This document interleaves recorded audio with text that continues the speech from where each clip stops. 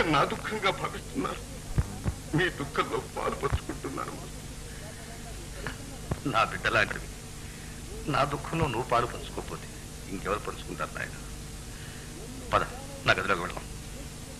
వదిలేని master. నేను పాఠం చెప్పే స్థితిలో లేననుకుంటున్నావా? పర్వాలేదు నాయన.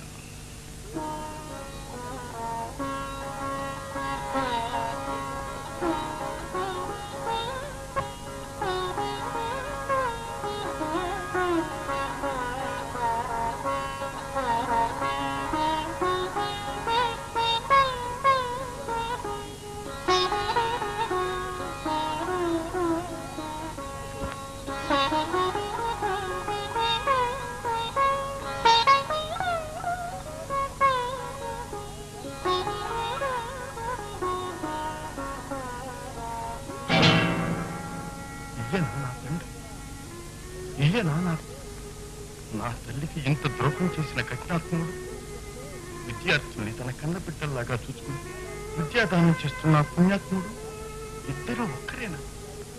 ఏమిటి వైద్యం? ఒకే హృదయ పాత్ర అమృతం విషం కలిపి సృష్టించాడా భగవంతుడు? ఆయన ముఖం చూసి దేవుడిని భ్రమించాడు. లోపల ఉన్న దానవుణ్ణి గుర్తించలేకపోయాడు. అందుకే దేవుడు ఆయన అలా శిక్షించాడు. కన్న బిడ్డను ఎత్తుకుపోయి ఆయన హృదయాన్ని ఛేదించాడు. ఆ తల్లికి చేసే అన్యాయం ఊరికే పోతుంది. ఆ తల్లి కార్చిన ఒక్కొక్క కన్నీటి బొట్టు అతని గుండెల మీద ఒక్కొక్క అచనిపాతం కావాలి. ఇక ఆ పాపాత్ముడి నీడ కూడా మా మీద పడదు. అంతే అంతే, మా మీద పడదు.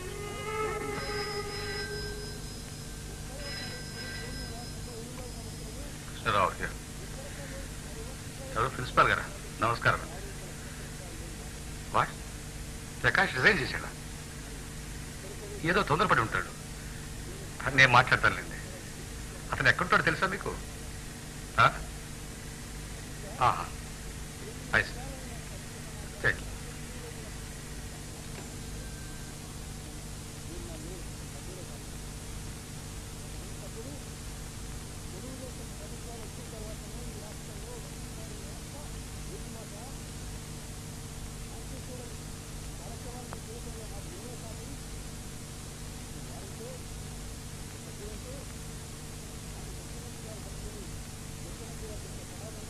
ప్రకాష్, ప్రకాష్,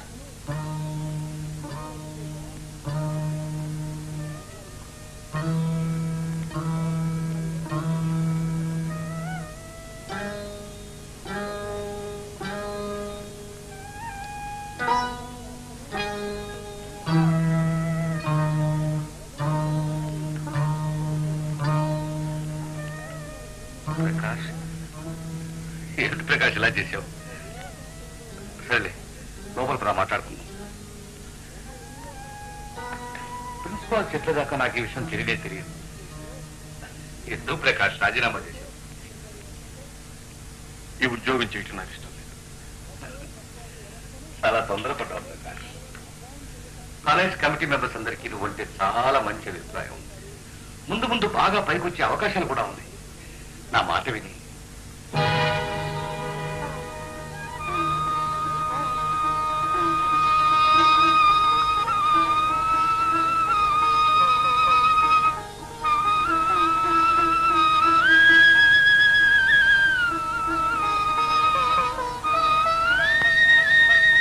ప్రకాష్, ఈ ఫోటో ఎవరిది నాయనా?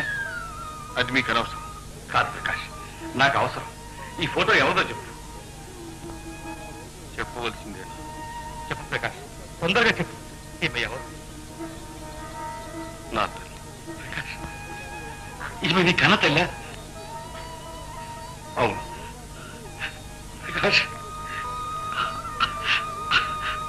అయితే నువ్వు నా కుమారుడు అన్నమాట. నువ్వు నా బిడ్డవు ప్రకాష్.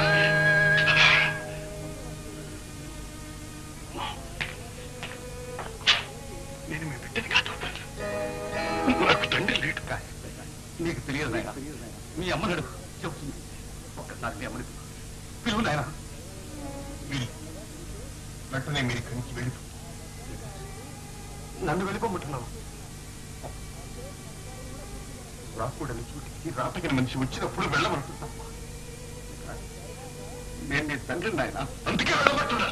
ప్రకాష్, నేను నీ తండ్రిని తెలిసి కూడా అంత కట్టుగా మాట్లాడటం న్యాయమా నాయన?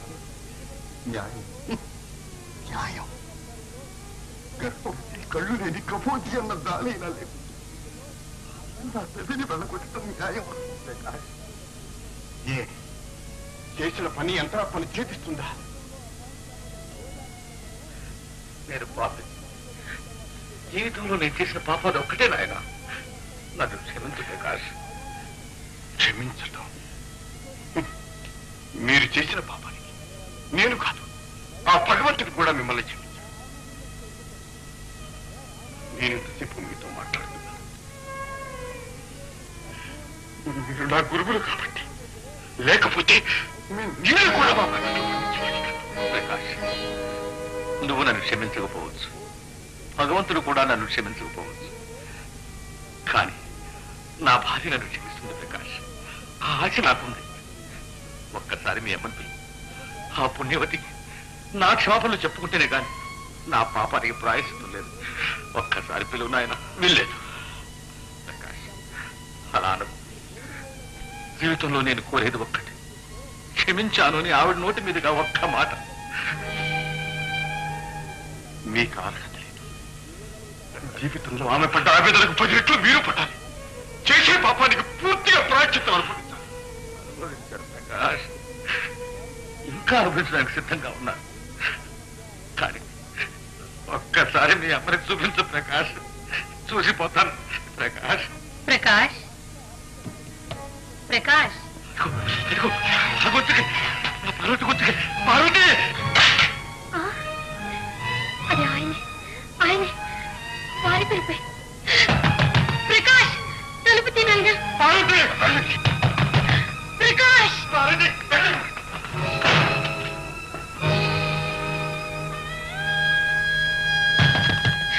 ప్రకాష్.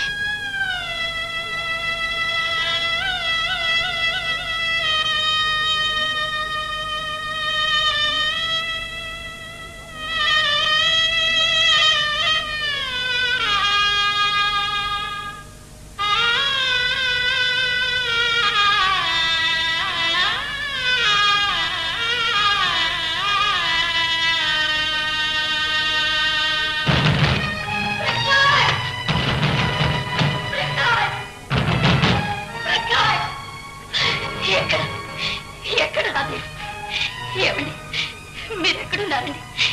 ఎక్కడున్నారండి? నాయన, మీ నాన్నగారు ఎక్కడున్నారు? మీ నాన్నగారు రారు బాబు. వెళ్ళిపోయారు. వెళ్ళిపోయారా? వెళ్ళిపోయారా? నోరార పార్వతిని పిలిచి చూడకుండానే వెళ్ళిపోయారు. లేదు,